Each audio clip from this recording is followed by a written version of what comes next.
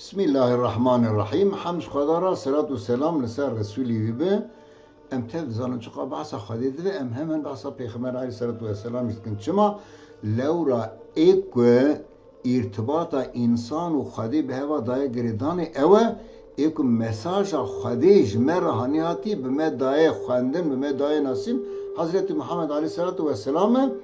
Hazreti Muhammed tek insanekî di rûyê dünyayê de, yani tek insan, yani insanı yekemîne ji wî mikeremtir, ji wî baştir insan natiye rûyê dünyayê em tev yad zalim. Vê münasebetê jî ew Hazreti Muhammed'a her wextî layık-ı medh-u senayê, her wextî layık meriv peznî bide medh-u senayê bikir li ser me jî ferz e em her wextî Hazreti Muhammed aleyhissalatu vesselam bi xelkê bidin nasîn, pesnîvî bidin, medh-u senayê bidin, xel nas bike, xel dawa wî nas bike, xel doza wî nas bike, xel bikeve rêya wî, xel bikeve şopa wî ve wezîfa me gerek em bikin.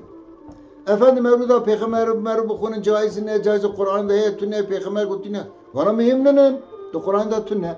Peyxember ne gotî mevludan pîroz bikin. Ama dünya hatî guhertin.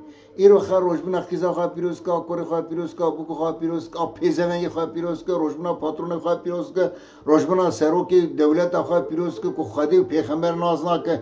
Yani pîrozkirina rojbûna her kesî meşru e îro. Mer bahsa pêxember ku roja ku tê de hatî dünyayê ne meşru e. Ew ê çaxê tu ne bu adetekî wisa? Adet niha derketî. Niha xel di rojê muayyen de bahsa insanê qenc dike, bahsa insanên muayyen dike ku xel wan nas bike. Êdî insana da jî ji Hazreti Muhammed çêtir kes tu ne ku mer medh-u senayê bike. Efendim xwendina mevlûdê tê de mübalaxe heye, rast e. Tê de mübalaxe heye. Merî wisa xwestiyê peznî bide ême jî watî mirîkî me demir jineka gundî me ew sesekî digo bavo bravo swaro digo ser tera mêr tune bû digo tu derket nêçîrî te çil nêçîr bi hevra dikir derew bû giştik ama medh-u senayê wî da. Em navên bi dereva mer medh-u senayê pêxember bide. Lê ez dibêjim meriv çi qas medh-u senayê pêxember Hazreti Muhammed bike dîsa jî têr nake. Dîsa jî têr nake. Mer haşe neke şuna Xwedê neke hevalê Xwedê lê mer gere medh-u senayê bike heyra. Pêxemberê me rê rast nîşan daye, nîşanê me daye, rêberê me dünya axiretê ew he. Vê münasebetê eger di rojê muayyen da rojbûna wî da, roja wefata wî da ya jî di meyên muayyen da meriv behsa pêxember ku pêxemberê xwe bide nasîn tiştekî gelekî baş e. Ez wisa difikirim tiştekî gelek baş e. Lê di medh-u senayê da jî meriv pir mübalaxe neke, xweştir dibe. Ê ku mevlûd çêkirî jî Xwedê jê razî belkî zêde jî hezkirî nekî zêde mübalaxe kiribe di hinek ciyan da ya ji xeletî bî însan e nihayet ev nayê wê manê ku filan kesî şaş gotî, kêm gotî, zêde gotî gere em jî ji rûyê wî de dixê behsa pêxember nekin, medh-u senayê pêxember nekin, nayê wê manê şaş e.